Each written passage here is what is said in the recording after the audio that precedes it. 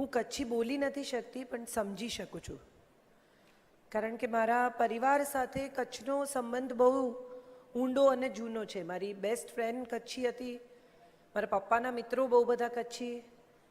એટલે હું somehow I never learned, but I can definitely understand, and I have learnt one thing about Kutch. એક કહેવત મેં સાંભળેલી કે લોકો કચ્છમાં ટ્રાન્સફર થાય આવે ત્યારે રડતા રડતા આવે કે હે ભગવાન, આવી જગ્યાએ જવાનું, કચ્છ કેવું છે એ બધું આપણે સાંભળ્યું હોય, અને પાછા જાય ને એમની ટ્રાન્સફર પાછી થાય ને ત્યારે પણ રડતા રડતા જાય, કારણ કે એટલો બધો પ્રેમ થઈ જાય જમીન સાથે, એ લોકો સાથે. તમને બધાને જ ખબર હશે કે આખી દુનિયામાં જે અનાજ ખવાય છે એ આફ્રિકાથી લાખો ફુલાણી લઈ આવેલો. બાજરાને તમે લાખેજો ધાન કહો છો, કારણ કે લાખો ફુલાણી કચ્છી રાજા આફ્રિકાથી બાજરો લઈ આવેલો અને આખી દુનિયામાં હવે ખવાય છે. કચ્છનું કોન્ટ્રીબ્યુશન બહુ મોટું છે, કચ્છનું જીગર બહુ મોટું છે, કચ્છનું દિલ બહુ મોટું છે, કચ્છીઓ દાન બહુ કરે છે. આ બધાની સાથે મારે એક વાત કહેવી છે, અને ફક્ત કચ્છી સ્ત્રીઓ માટે કહેવી છે. કરોડપતિના ઘરમાં પણ પત્ની જાતે રસોઈ કરતી હોય એવું જો આજે પણ હોય તો એ ફક્ત કચ્છી ઘરોમાં છે. અને 3 હેલ્પર હોય, 4 હેલ્પર હોય, માણસો ગમે તેટલા હોય, પણ ઘરની ગૃહિણી, હોમ મેનેજર, ડોમેસ્ટિક એન્જિનિયર. આજે મારા ભાઈએ એક બહુ સરસ શબ્દ આપ્યો. મેં કહ્યું કે હોમ મેનેજર, તો એણે કહ્યું ના, domestic engineer. I think I love this word. એવી ડોમેસ્ટિક એન્જિનિયર્સ આખા ઘરને જે રીતે સાચવે છે. કચ્છી પરિવારો આજે પણ સંયુક્ત કુટુંબમાં રહે છે, તો પણ કચ્છીઓની લાઈફસ્ટાઈલ ઇઝ સો સિમ્પલ.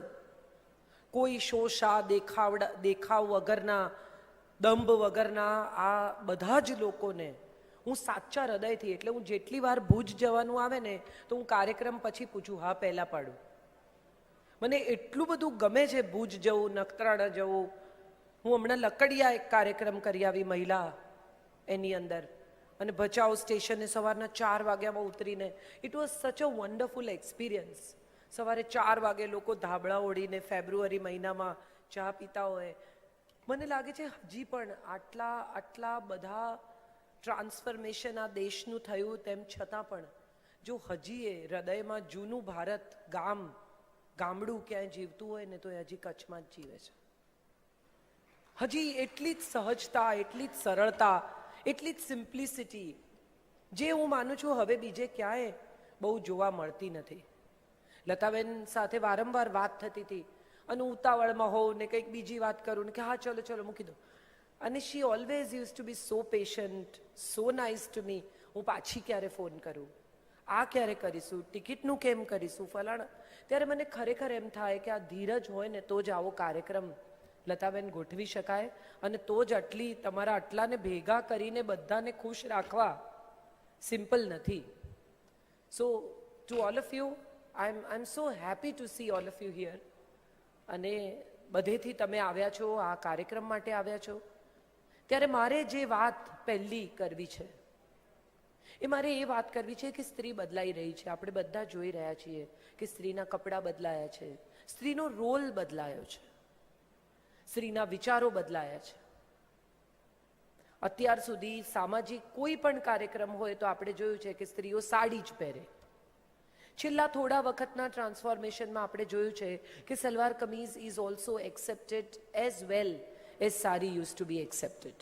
મોટી ઉંમરના બહેનો પણ હવે પ્રેમથી સલવાર કમીઝ પહેરતા થયા છે, અને એનો સ્વીકાર પણ થતો થયો છે. પહેલાં એવું હતું કે સલવાર કમીઝ પહેરે તો અંદર વાતો થાય, ચણભણ થાય. યંગ પુત્રવધુઓ હવે પેન્ટ પહેરતી થઈ છે, જીન્સ પહેરતી થઈ છે. સાસુઓના પણ વિચારો બદલાયા છે કે કંઈ નહીં, અમે તો બધી છૂટ આપીએ છીએ. પણ એની સાથે સાથે કોઈ દિવસ એ વિચાર કર્યો છે કે સ્ત્રીની ભીતર કશું બદલાયું છે? સ્ત્રીની અંદર પણ એક બહુ મોટું ટ્રાન્સફોર્મેશન આવ્યું છે. ગઈકાલ સુધી મારા દાદી કે તમારા મધર ઇન લો કે મધર્સને તમે જુઓ તો એમની જિંદગી એમના રસોડા, એમના ડ્રોઈંગ રૂમ, એમના સામાજિક સંબંધો સુધી સીમિત હતી. આપણી પાસે કેવી કેવી કથાઓ છે, અનસુયાની, ચ્યવન ઋષિની પત્ની સુકન્યાની, દેવો જેની પરીક્ષા કરવા માટે આવે છે સાધુના વેશમાં. અત્રિ ઋષિની પત્ની છે અનસૂયા, જેના સતીત્વ વિશે કથાઓ કહેવાય છે, અને દેવો નક્કી કરે છે કે આપણે અનસૂયાની પરીક્ષા કરીએ. એટલે બ્રહ્મા, વિષ્ણુ અને મહેશ 3 જણા સાધુનો વેશ લઈને આવે છે. અનસૂયાને ઘેર આવે છે અને આવીને કહે છે કે અમે જમીશું. સાધુને તો કોઈ ના પાડે જ નહીં. અનસૂયાએ કહ્યું, અતિથિ દેવો ભવ, તમે જરૂર આવો, તમને જમાડું. એણે જેવી રસોઈ કરવાની શરૂ કરી કે સાધુએ એક શરત મૂકી કે અમે તો નગ્ન થઈને જમીએ છીએ, અમે કપડાં પહેરીને જમતા નથી. હવે જો ના પાડે કે હું તમને નહીં જમાડી શકું તો અતિથિ ધર્મ લાજે, અને જો હા પાડે કે કંઈ વાંધો નહીં, તમે નગ્ન થઈને જમજો, તો એનું સતીત્વ, એનો સ્ત્રી ધર્મ લાજે કે આવડા મોટા પુરુષોને નગ્ન જુએ પતિ સિવાયના કોઈને. અનસૂયા થોડી ક્ષણ વિચાર કરે છે, ઈશ્વરનું નામ લે છે, હાથમાં પાણી લે છે અને દેવો ઉપર પાણી છાંટે છે કે આનું મને બેસ્ટ સોલ્યુશન મળે. અને 3 દેવો નાના નાના 1.5-2 વર્ષના બાળકો થઈ જાય છે. હવે આ બાળકો કપડાં પહેરીને જમે તોય શું, ને કપડાં કાઢીને જમે તોય શું. આ કથા આપણા પુરાણની છે. કેટલા બધા લોકો જ્યારે નવવધુને આશીર્વાદ આપે, તમે જોયું હશે, ચોખા નાખે એના ખોળામાં અને એમ કે તને શિવ પાર્વતીનું દાંપત્ય મળો. આ શિવ પાર્વતીનું દાંપત્ય શું કામ કે છે? રામ સીતાનું નથી કહેતા, રૂકમણી કૃષ્ણનું નથી કહેતા. શિવ પાર્વતીના દાંપત્યના આશીર્વાદ આપવામાં આવે છે. કારણ કે પાર્વતીએ અત્યંત ઈચ્છાથી, પોતાની મરજીથી, પોતાના સાચા હૃદયથી પ્રાર્થના કરીને શિવને મેળવ્યા છે. શિવને બહુ પ્રેમ કરે છે. પણ જ્યારે એકવાર પાર્વતી ક્રોધમાં આવે છે અને કાલીનું સ્વરૂપ લે છે, અત્યંત ગુસ્સામાં છે, વાળ છૂટા છે, આંખો લાલ ચોળ, હાથમાં ખપ્પર છે, ગળામાં રૂંડની માળા, આજે તો ખતમ કરું, વિધ્વંસ કરી નાખું દેશનો, દુનિયાનો, જગત.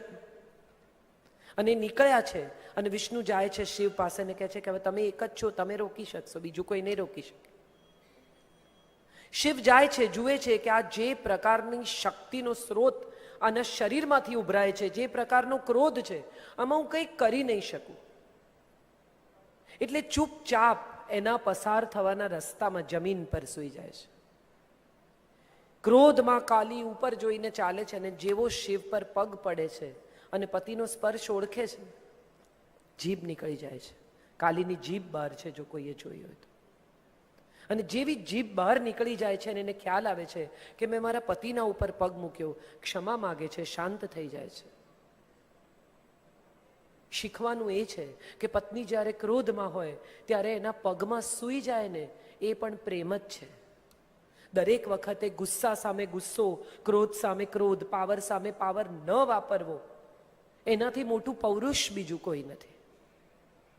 આવું દાંપત્ય મળી શકે એવા આશીર્વાદ આપણે નવવધુને આપતા હોઈએ છીએ કે તને એવો પતિ મળે કે જે તારા ક્રોધને પણ સમજે, તારા પ્રેમને તો સમજે, તારી ભાષાને સમજે, તારા વહાલને સમજે, તારી કાળજીને સમજે, તારા સ્નેહને સમજે, પણ તારા ક્રોધને પણ જે શમાવી દે, પોતાની અંદર સમાવી દે. એવા પતિના અમે તને આશીર્વાદ આપીએ છીએ, એવા દાંપત્યના અમે તને આશીર્વાદ આપીએ છીએ.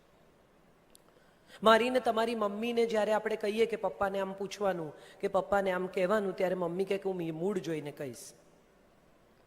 પપ્પા ઘરે આવે તો સામાન્ય રીતે આપણે બધા જ્યારે સ્કૂલમાં ભણતા હતા ત્યારે એક વસ્તુ જોતા હતા કે પપ્પા ઘરે આવે તો સોપો પડી જાય, બધા શાંત થઈ જાય, ભણવા બેસી જાય, ડાયા થઈ જાય. મમ્મી ધીમે રહીને જે વાત કરવાની હોય તે કરે. પપ્પા હા પાડે તો હા, અને ના પાડે તો ના, એમાં કંઈ બહુ દલીલ ન થઈ શકે. હવે જ્યારે સમય બદલાયો છે ત્યારે પતિ પત્ની ઇક્વલ લેવલ પર છે. કમાય છે સ્ત્રીઓ મોટા ભાગની, જે નથી કમાતી એને પણ પોતાનો એક પાવર છે, એને પણ પોતાનો એક અભિપ્રાય છે. એવા ઘરો હવે આપણે જોઈ રહ્યા છીએ. ત્યારે આ બદલાયેલા સમય સાથે જે સ્ત્રીને આપણે જોઈ રહ્યા છીએ ને, એ સ્ત્રીઓ માત્ર પાવરફુલ છે એવું મારે નથી કહેવું, મારે એવું પણ કહેવું છે કે આ સ્ત્રીઓ ઇન્ટેલિજન્ટ પણ થતી જાય છે. થોડો સમય પહેલાં તમે પત્નીને કહો કે બેંકની સ્લીપ ભરવાની છે, મારી મમ્મીને ન આવડતું કે મારા સાસુને ન આવડતું, મને આવડે છે, ને મારી વહુ કદાચ ઇન્વેસ્ટમેન્ટની સલાહ આપશે કે મમ્મી આમ ન કરાય, આમ કરાય. શું બદલાતા સમય સાથે સ્ત્રીનો રોલ બદલાયો છે, સ્ત્રીનું જ્ઞાન બદલાયું છે, એની સમજણ બદલાઈ છે, એની આવડત બદલાઈ છે, પણ એની અંદરની જે સ્ત્રી છે ને એ એટલી જ રુજુ, એટલી જ કોમળ, એટલી જ પ્રેમાળ રહી છે. એટલે આ સિંક્રોનાઇઝેશન થતું નથી. એને બહાર જઈને કમાવાનું છે એવું એને બાળપણથી શીખવવામાં આવે છે, પણ એ જ્યારે ઓફિસમાં જાય છે ત્યારે એનું ચિત્ત ઘરે છે, કારણ કે એનું બચ્ચું ઘરે છે. મોટા ભાગની વર્કિંગ મધર્સને મેં જોઈ છે કે એને એટલું બધું ગિલ્ટ હોય કે હું મારા બાળકને સમય નથી આપી શકતી. એને કામ કરવું છે કારણ કે ભણેલી છે, એને કરવું છે આ બધું કારણ કે એની પાસે ઓપોર્ચ્યુનિટીઝ છે, કારણ કે એને આ માટે તૈયાર કરવામાં આવી છે. પણ એની સાથે સાથે વર્કિંગ મધર્સનું ગિલ્ટ સાવ જુદું છે. અને એના ભીતરમાં એવું પણ છે કે આ ગૃહિણી જે પૂરેપૂરો ટાઈમ આપે છે એટલો ટાઈમ હું મારા બાળકને આપી શકતી નથી. હું હંમેશા એ સ્ત્રીઓને એવી સલાહ આપું કે તમે કેટલો ટાઈમ આપો છો ને એ અગત્યનું નથી, તમે કેવો ટાઈમ આપો છો ને એ બહુ અગત્યનું છે. માં આખો દિવસ ઘરમાં હોય પણ એ રસોડામાંથી બહાર જ ના આવતી હોય, એને બદલે ભલે વર્કિંગ મધર હોય પણ પાછી આવીને 2 જ કલાક સંપૂર્ણપણે 100% પોતાના બાળકને આપતી હોય, તો હું માનું છું આ 2 કલાક વધુ અગત્યના છે પેલા આખા દિવસ કરતા. હવે એક આખી નવી સમજણ સંબંધોમાં આવી છે. પહેલાનો સમય હતો કે સાસુ વહુ વિશે જોક્સ થાય ને સાસુ વહુ વિશે આમ થાય ને સાસુ વહુને ઝઘડા જ થાય ને સાસુ વહુને બને જ નહીં ને આવી એક માન્યતા સાથે લોકો જીવતા. કચ્છનું તો ગીત છે, વાગડની વઢિયાળી સાસુ દોયેલી રે. એટલે એવી વાગડની સાસુઓની કથા લોકગીતોમાં વણી લેવામાં આવી. તો કેવી સાસુઓ હશે કે કેટલો ત્રાસ આપતી હશે. દાદા હો દીકરી વાગડમાં ન દેજો સહી, વાગડની વઢિયાળી સાસુ દોયેલી છે. હવે તમે જુઓ સમય બદલાયો છે, પુત્ર વધુ પરણીને આવે. હું તમને એક સાદો દાખલો આપું કે તમે એક નવો મોબાઈલ ખરીદો અને તમારી પાસે એક જૂનો મોબાઈલ હોય, આઈફોન 5 હોય, 6 હોય ને તમે 9 કે 10 ખરીદો, તો તમે જઈને એમ કહો કે ભાઈ આમાંથી આમાં ડેટા ટ્રાન્સફર કરી આપ, એટલે બંનેના બ્લૂટૂથ ઓન કરે અને તમને કહે કે તમે હવે આને અડતા નહીં, આમાંથી આમાં ડેટા ટ્રાન્સફર થાય ત્યારે વચ્ચે એને છંછેડતા નહીં. તમે જો એને વચ્ચે છંછેડશો તો ફોન હેંગ થઈ જશે. હવે પેલી જે પરણીને આવી છે એ પોતાનો 24-25 વર્ષનો ડેટા એની જોડે લઈને આવી છે. એ ડેટા એ તમારા ફોનમાં ટ્રાન્સફર કરે ને ત્યાં સુધી આડાઅવળા બટન નહીં દબાવવાના, નહીં તો હેંગ થઈ જાય. એને શાંતિથી એનો ડેટા ટ્રાન્સફર કરવા દો. આપણે તો બધા ખેડૂતો, જમીન સાથે જોડાયેલા લોકો છીએ. તમે વિચાર કરો, એક છોડ બીજા કુંડામાં રોપવો હોય ને તમે એને મૂળને આમ સોઈ ઝાટકીને સાફ કરીને વાવો તો કદી છોડ ટકે નહીં. તમારે એની આજુબાજુની થોડી માટી લેવી પડે.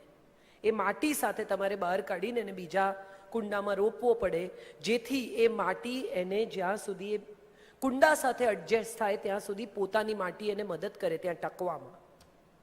એ પણ પોતાના પિયરથી થોડી માટી લઈને આવી છે.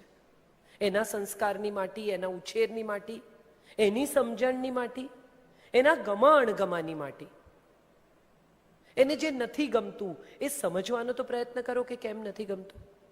હું ઘણી વાર એવું જોઉં કે અમારા ઘરમાં આમ ને તમારા ઘરમાં આમ. ત્યારે મને હંમેશા એવું થાય કે જે છોકરી પોતાનું નામ, અટક, ટેવ, ફૂડના ટેસ્ટ બધું છોડીને તમારે ઘેર આવીને એડજસ્ટ થઈ રહી છે, એને અમારું ઘર અને તમારું ઘર શું હોય છે? એને આપણું ઘર હોય છે. આપણે કેમ આટલો સ્વીકાર શરૂઆતથી નથી કરી શકતા એ સવાલ મને હંમેશા પજવે છે. આજથી 10 વર્ષ પહેલાં જે માન્યતાઓ હતી, જે જીવનની રીત હતી, હવે આજે જ મેં મારા ભાઈને ત્યાં વેજીટેબલ ક્લીનર જોયું, પ્રેસ્ટીજનું, જે પહેલાં કોઈ દિવસ આપણે જોયું નથી. ઓક્સિજન જનરેટ કરે અને તમારે એને એક બોલમાં મૂકીને શાકભાજી, દાળ, કોઈ પણ ચીજ સાથે એમાં બબલ થાય ઓક્સિજનના અને શાક ધોવાઈ જાય. આવું ધોવાની જરૂર ક્યારે પડી? કારણ કે હવે કેમિકલ, પેસ્ટિસાઇડ્સ ફૂડમાં એટલા બધા હોય છે કે તમે જો એને ઓક્સિજનથી ક્લીન કરો તો તમને શારીરિક રીતે વધુ ફાયદો કરે આ શાકભાજી કે ફૂડ. એક સમય હતો કે જ્યારે ગાયના કે ભેંસના છાણ સિવાય કોઈ ખાતર જ નહોતું, ઇટ વોઝ પ્યોર ઓર્ગેનિક. સો આવું ધોવાની કોઈ જરૂરત જ નહોતી. હવે આ જરૂર ઊભી થઈ છે. એટલે જ્યારે આવી પુત્રવધુ આવી કોઈ વાત કરે કે આવું કંઈક પૂછે, હું તમને એક મારો મજાનો દાખલો આપું. હું પરણી ત્યારે મને કંઈ જ નહોતું આવડતું. સેન્ડવિચ કરતા આવડે, હોસ્ટેલમાં રહેલી, અમારે ત્યાં તો મેગી પણ, હું યંગ હતી ત્યારે મેગી પણ એટલી બધી ચલણમાં નહોતી. એટલે સેન્ડવિચ આવડે, આ તે નાની 2-4 વસ્તુઓ આવડે, મારા પૂરતું રાંધી લઉં, ખીચડી મૂકતા આવડે. પછી પરણીને ગઈ મારા સાસરે, તો ત્યાં તો એવું કે ઘરના માણસો છે તોય 25 માણસ જમવામાં થઈ જાય. અને એટલા બધા ચેમ્પિયન મારા મધર ઇન લો કુકિંગમાં, મારી સિસ્ટર ઇન લો કુકિંગમાં. મેં 2-4 વાર રસોઈ કરી તો એ લોકોને તો કંઈ ભાવે નહીં. દરેક વખતે એમ કે તું તો મોડું ને ધોળું રાંધે છે. મારાથી એમના જેટલું તેલ નંખાય નહીં, એટલો મસાલો નંખાય નહીં. ને દરેક વખતે લોકો ખાય નહીં, ખબર પડે કે એમને ભાવ્યું નહીં. પછી મને થયું કે આ કોમ્પિટિશનમાં તો ઉતરવાનો કંઈ ફાયદો જ નથી. એટલે મેં મારા મધર ઇન લોને કહ્યું કે દાળ ભાત શાક તમારે કરીને બહાર નીકળી જવાનું, રોટલી હું કરીશ. કારણ કે એમાં કંઈ સારી ખરાબ, નાની મોટી જાડી પાતળીની કચકચ થાય, એથી વધુ કોઈ કચકચ ન થાય.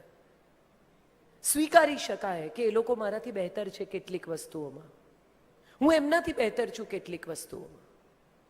સ્ત્રીનો સૌથી મોટો પ્રોબ્લેમ જૂના જમાનાથી શરૂ કરીને આજ સુધી એવો રહ્યો છે કે સ્ત્રીને બધામાં સુપર સાબિત થવું છે. એ સુપર કુક છે, એ સુપર મધર છે, એ સુપર વહુ છે, એ સુપર વ્યવસાયિક છે, એ સુપર આમ છે, સુપર બહેન છે, સુપર માં છે, સુપર દીકરી છે.